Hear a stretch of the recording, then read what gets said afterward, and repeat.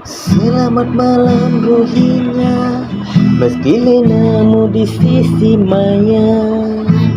Jangan menangis sahabat, ini Tuhan mengujimu. Selamat malam Rohingya, dunia sedang tidur lena. Kami doakan untukmu, sejahteralah selalu. Selamat malam Rohingya, meski lenamu di sisi maya. Jangan menangis sahabat, ini Tuhan mengujimu. Selamat malam Rohingya, dunia sedang tidur lena. Kami doakan untukmu, sejahteralah selalu.